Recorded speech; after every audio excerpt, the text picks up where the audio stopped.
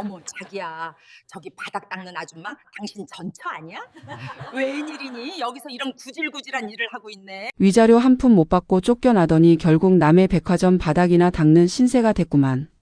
이 지경까지 됐어? 화려한 샹들리에가 빛나는 백화점 1층 로비. 수천만 원짜리 명품 가방을 든 여자들의 웃음소리 사이로 꽂히는 비수 같은 말들. 저는 무릎을 꿇은 채 대리석 바닥을 닦던 걸레질을 멈추지 않았습니다. 무릎을 타고 전해지는 바닥의 냉기보다 제 귓가를 때리는 그 역겨운 목소리가 더 시리게 느껴졌습니다. 볼 일 없으면 그냥 지나가시지. 먼지 날리니까. 제가 고개를 숙인 채 나지막이 내뱉자 옆에 서 있던 전 남편이 코웃음을 치며 담배 연기를 제 얼굴에 길게 내뿜었습니다. 10년 전 제 인생을 송두리째 짓밟고 다른 여자의 손을 잡았던 그 남자의 구두 끝이 제 눈앞에 보였습니다. 번쩍거리는 명품 구두. 저 구두를 사기 위해 그가 얼마나 많은 사람의 피눈물을 짜냈을지 저는 잘 알고 있습니다. 아, 내 실수. 닦는 김에 이것도 좀 깨끗이 닦아봐요, 형님. 자, 이건 예정 생각해서 주는 보너스니까. 열심히 비벼봐요. 응? 찰랑거리는 소리와 함께 얼음이 가득 담긴 아이스 아메리카노가 제 손등과 젖은 신발 위로 쏟아졌습니다. 갈색 액체가 하얀 대리석 바닥으로 번져나갔고 그 여자는 깔깔거리며 지갑에서 1,000원짜리 몇 장을 꺼내 제 얼굴을 향해 한 장씩 던졌습니다. 어머, 미안해서 어쩌나. 손이 미끄러졌네. 근데 형님, 바닥 닦는 솜씨가 보통이 아니네. 하긴 우리 집에서도 맨날 바닥만 닦고 살더니 전공을 잘 살렸어. 그치 여보? 바닥으로 흩어지는 지폐들. 10년 전 대문 밖으로 내던져졌던 제 자존심과 똑같은 모습이었습니다. 로비를 지나가던 사람들이 걸음을 멈추고 저를 동정 섞인 눈으로 쳐다봤습니다. 하지만 그들은 몰랐을 겁니다. 제가 닦고 있는 이 바닥이, 그리고 이 거대한 백화점 건물이 사실은 누구의 소유인지 말입니다. 제 입가에는 미세한 경련과 함께 서늘한 미소가 번졌습니다. 시간을 거슬러 올라가면 제 심장에는 아직도 아물지 않은 흉터가 피를 흘리고 있습니다. 10년 전 그 지옥 같았던 겨울밤, 저는 단돈 100만 원과 함께 길바닥으로 내팽개쳐졌습니다. 어머니, 제발요. 애는 두고 가라고 하시면 어떡해요. 제가 뭘 잘못했다고. 10년을 종처럼 일한 저한테 어떻게 이러세요. 어머니, 제발 문 좀 열어주세요. 시어머니는 제 머리채를 휘잡아 눈 쌓인 마당으로 끌어냈습니다.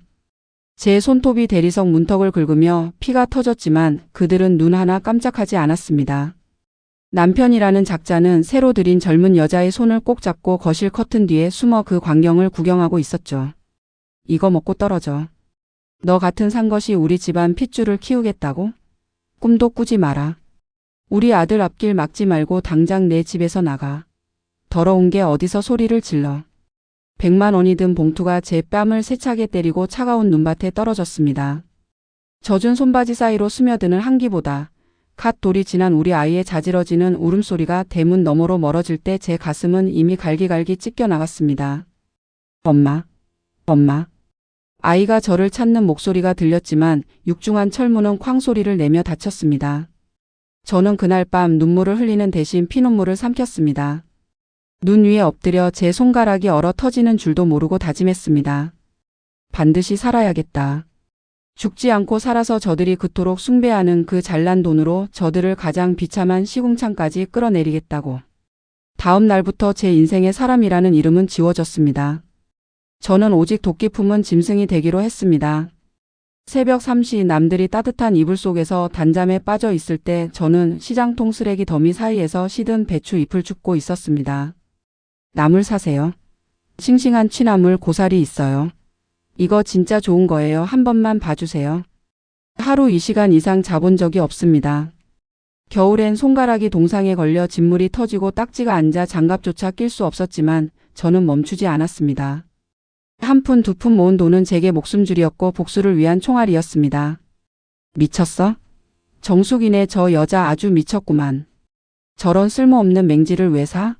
아주 돈을 길바닥에 뿌리는구만. 저러다 길거리에서 굶어 죽지. 주변 상인들이 제 등 뒤에서 수군거리고 비웃었지만 저는 밤마다 촛불 아래서 부동산 공법을 공부하고 지도를 통째로 외웠습니다. 10년 뒤 모두가 외면했던 그 황무지들이 신도시 개발의 핵심 축으로 편입되면서 제 인생은 거대한 폭풍을 맞이했습니다. 수백억의 보상금을 손에 쥐었을 때도 저는 고기를 사 먹지 않았습니다. 그 돈을 종잣돈 삼아 건물을 매입하고 보이지 않는 유령 회사를 세워 기업들을 하나둘씩 잠식해 나갔습니다. 시장 사람들은 저를 정체불명의 큰손이라 불렀고 금융가에서는 저를 검은 여왕이라 속삭였습니다. 하지만 저는 단 한 번도 화려한 명품 옷을 입어본 적이 없습니다.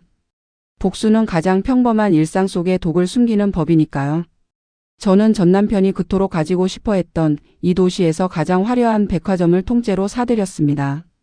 그리고 오늘 저는 10년 전 그 비참했던 모습 그대로 가장 낮은 청소부의 옷을 입고 그들 앞에 섰습니다. 자, 이제 무대 장치는 끝났습니다.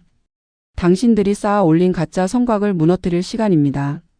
화려한 백화점 1층 로비, 에어컨 바람마저 사치스럽게 느껴지는 이곳에서 저는 무릎을 꿇고 바닥을 닦고 있었습니다. 하지만 제 시야에 들어온 것은 번쩍이는 명품 구두 두 켤레였습니다. 10년 전 제 인생을 짓밟고 떠났던 그 남자의 구두. 그리고 제 자리를 뺏어갔던 그 여자의 향수 냄새. 어머 여보, 저기 좀 봐. 바닥 닦는 저 아줌마 당신 전처 정수기 아니야? 세상에 웬일이니? 여기서 이런 구질구질한 일을 다 하고 있네. 위자료 한 푼 못 받고 쫓겨나더니 결국 남의 집 바닥이나 닦는 신세가 된 거야. 여자의 날카로운 목소리가 로비의 공기를 찢었습니다. 저는 고개를 들지 않았습니다. 하지만 제 손등 위로 그림자가 드리워지더니 뾰족한 구두 굽이 제 손가락 끝을 지그시 눌렀습니다. 아얏, 어머 미안해요. 바닥이랑 색깔이 너무 비슷해서 사람 손인 줄 몰랐네. 형님 여기서 이러고 있으면 안 창피해요? 우리 오늘 기분 좋게 쇼핑하러 왔는데 당신 얼굴 보니까 재수가 옴붙으려고 하네. 그치 여보? 전 남편은 옆에서 그 광경을 즐기듯 팔짱을 끼고 담배 연기를 내뿜었습니다. 금연구역임에도 불구하고 그는 오만한 표정으로 연기를 제 얼굴에 뱉어냈죠. 이봐 적당히 하고 나가서 죽이라도 사 먹어. 여기서 우리 쇼핑하는데 방해하지 말고. 구질구질하게 정말. 너 같은 게 여기 있는 것 자체가 우리 격에 안 맞아. 아 맞다. 너 우리 집에서 나갈 때 가져간 그 100만 원 벌써 다 써버린 거야? 하긴 그 머리로 뭘 해서 먹고 살겠어. 저는 천천히 고개를 들어 그들을 바라봤습니다. 10년이라는 세월은 저를 강철처럼 단단하게 만들었지만 그들은 여전히 탐욕과 오만에 찌들어 있었습니다. 제 눈빛을 본 여자가 움찔하더니 더 표독스럽게 소리를 질렀습니다. 뭐야 그 눈빛은? 주제 파악 못하고 어딜 감히. 형님 정신 차려요. 지금 당신은 우리 집에서 쫓겨난 거지일 뿐이라고. 우리 오늘 여기서 수천만 원어치 쇼핑할 거니까 먼지 날리지 말고 저기 구석으로 꺼져줘요. 여자는 들고 있던 뜨거운 아이스 아메리카노를 제 발등과 젖은 신발 위로 천천히 쏟아부었습니다. 갈색 액체가 하얀 대리석 바닥으로 지저분하게 번져나갔습니다. 안 내 실수. 닦는 김에 이것도 좀 깨끗하게 닦아봐요 형님. 자 이건 예정 생각해서 주는 보너스니까. 열심히 비벼봐요. 응? 여자는 지갑에서 구겨진 1,000원짜리 몇 장을 꺼내 제 얼굴을 향해 한 장씩 던졌습니다. 지폐가 제 뺨을 스치고 바닥으로 흩어질 때마다 주변 사람들의 수군거림이 들려왔습니다. 어머 저 사람 너무하는 거 아니야? 아무리 그래도 청소하시는 분한테. 쉿 가만히 있어. 딱 봐도 돈 많은 집 사람들 같은데 엮여서 좋을 거 없어. 저 아줌마만 불쌍하게 됐네. 전 남편은 그 광경을 보며 낄낄거렸습니다. 하하 여보. 역시 당신은 마음이 넓어. 저런 거지한테 적선도 다 하고. 야 정수가. 그거 주워서 애 과자나 사줘. 아참. 애는 우리 집에서 아주 잘 크고 있으니까 걱정 말고. 내 주제에 애 걱정할 처지는 아니잖아. 공부도 잘하고 운동도 잘해. 다 당신 같은 엄마 안 닮아서 그런 거니까 고맙게 생각해. 아들 아이의 이야기가 나오자 제 심장은 터질 듯이 요동쳤습니다. 10년 동안 단 한순간도 잊지 못한 내 새끼. 저 악마 같은 인간들 틈에서 얼마나 외로웠을까 생각하니 눈앞이 캄캄해졌습니다. 하지만 저는 주먹을 꽉 쥐고 참았습니다. 지금 이 모욕이 크면 클수록 제가 돌려줄 복수의 크기도 커질 테니까요. 여자는 이제 제 걸레통까지 발로 찼습니다. 구정물이 튀어 제 옷이 엉망이 되었지만 그녀는 멈추지 않았습니다. 어머나 미안. 내가 너무 흥분했나 봐. 근데 형님 옷이 원래 더러워서 티도 안 나네. 하. 자 여보 우리 이제 들어가자. 저런 거지랑 엮여봤자 입만 아프지. 그때였습니다. 로비 끝에서 구두 소리가 요란하게 들려오더니 무전기를 든 백화점 총괄 점장과 보안 요원 20명 남짓이 미친 듯이 달려왔습니다. 전 남편과 여자는 자기들을 환영하러 오는 줄 알고 어깨를 으쓱거리며 거드름을 피웠습니다. 어머, 점장님이 직접 마중을 나오시네. 여보, 당신 거래처라더니 확실히 대우가 다르다. 역시 우리 남편 능력이 대단해. 전 남편은 점장에게 손을 흔들며 다가갔습니다. 이봐, 최 점장. 내가 좀 늦었지? 오늘 우리 와이프 명품 가방 좀 몇 개 골라주려고 왔어. VIP 룸 준비됐지? 하지만 점장은 그를 거칠게 밀치고 제 앞에 멈춰 섰습니다. 그리고는 바닥에 무릎을 꿇은 채 저를 향해 허리를 90도로 꺾었습니다. 주변의 공기가 순식간에 얼어붙었습니다. 회장님, 현장 점검 중이셨습니까? 미리 말씀도 없이 어찌 이런 곳에 계십니까? 저희가 무지하여 모시지 못했습니다. 정말 죽을 죄를 지었습니다, 회장님. 로비에 있던 수십 명의 직원이 일제히 저를 향해 허리를 숙였습니다. 정적만이 흐르는 로비에 여자의 비명 섞인 목소리가 터져 나왔습니다. 회장님? 점장님 지금 미쳤어요? 누구 보고 회장님이라는 거야? 이 아줌마 우리 집에서 쫓겨난 거지라고요. 이봐요, 점장. 돈 좀 줬더니 사람을 못 알아보는 거야 뭐야. 전 남편의 얼굴은 순식간에 흑빛으로 변했습니다. 그는 믿을 수 없다는 듯 입을 벌린 채 저와 점장을 번갈아 쳐다봤습니다. 너 정숙이 맞잖아. 그런데 왜 점장이 너한테 회장님이라고 해? 이게 무슨 말도 안 되는 연극이야. 저는 천천히 허리를 펴고 일어나 손등에 묻은 커피를 차갑게 닦아냈습니다. 제 눈빛에는 이제껏 숨겨왔던 서늘한 살기가 서려 있었습니다.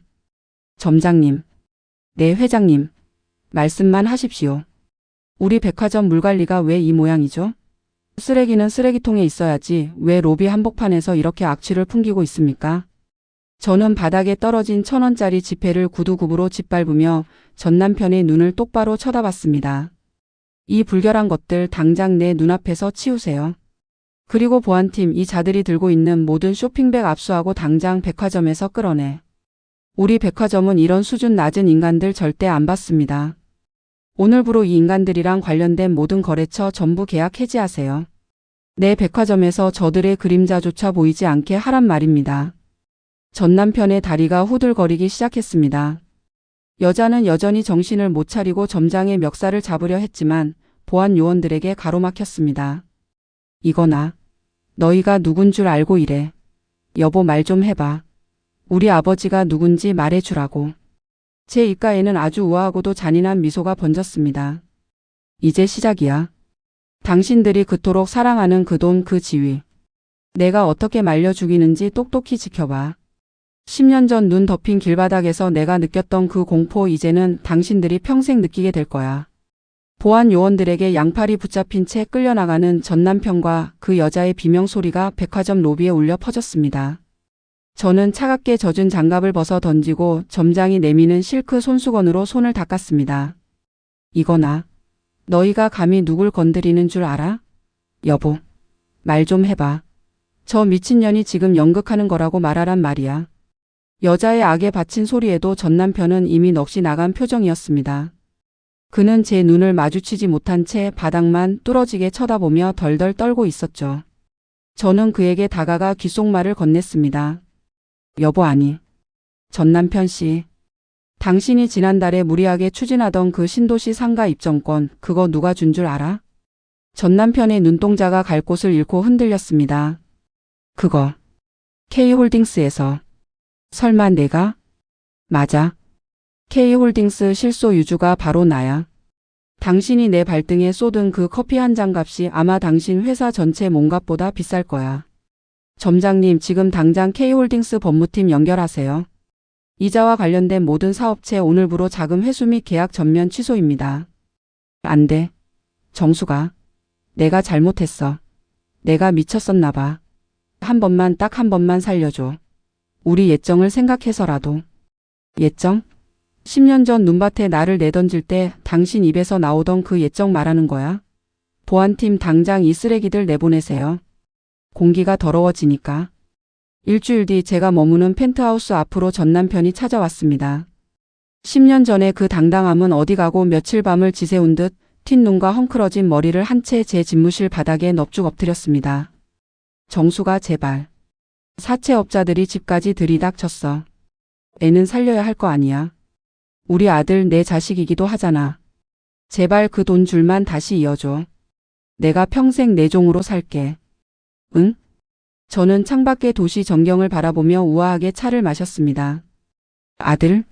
이제 와서 아들 핑계를 대? 그 아이가 당신 밑에서 얼마나 눈치를 보며 자랐을지 생각하면 나는 아직도 밤마다 심장이 찢겨. 당신이 도박과 주식으로 날려먹은 돈, 그거 다 내 주머니에서 나간 거야. 당신을 파멸시키기 위해 10년을 설계했단 뜻이지. 그때 문을 박차고 상간녀가 들어왔습니다.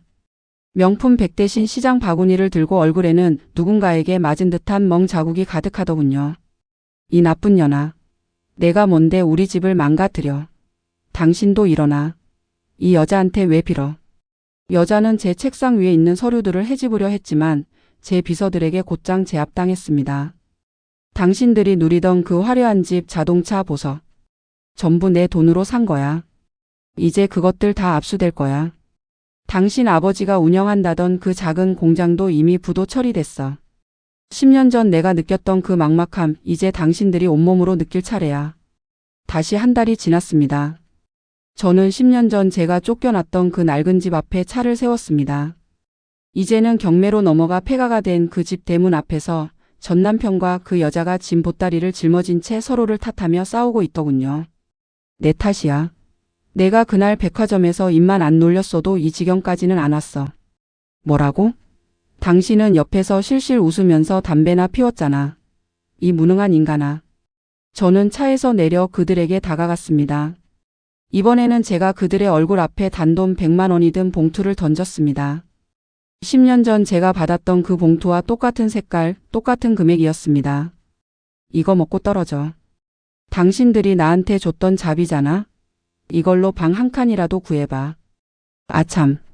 우리 아들은 내가 데려왔어. 당신 같은 인간들 밑에서 더는 오염되게 둘 수 없으니까. 전 남편은 봉투를 집어 들려다 제 구두 끝을 보고는 통곡하며 울음을 터뜨렸습니다. 여자는 미친 사람처럼 머리를 쥐어뜯으며 길바닥에 주저앉아 소리를 질렀죠. 저는 뒤도 돌아보지 않고 차에 올라탔습니다. 백미러 너머로 작아지는 그들의 비참한 모습은 지난 10년의 한을 씻어내기에 충분했습니다. 해질녘 저는 조용한 교회의 별장으로 향했습니다. 그곳에는 10년 만에 제 품으로 돌아온 아들이 저를 기다리고 있었습니다. 어느덧 훌쩍 자라 소년이 된 아이는 저를 보자마자 달려와 제 품에 안겼습니다. 엄마. 진짜 우리 엄마 맞아요? 아이의 떨리는 목소리에 참아왔던 눈물이 터져 나왔습니다. 3천억 자산가가 되어 세상을 발 아래 두었을 때도 느끼지 못했던 진정한 평온이 저를 감싸 안았습니다. 미안해 아들. 엄마가 너무 늦었지? 이제 다시는 너 안 놓칠 거야. 우리 이제 아무 걱정 말고 행복하게 살자. 저는 아이의 작은 손을 꼭 잡고 지는 노을을 바라봤습니다. 인생은 참으로 기묘합니다. 가장 비참했던 순간이 저를 가장 강력한 여왕으로 만들었고 그 복수의 끝에서 저는 다시 엄마라는 이름을 되찾았습니다.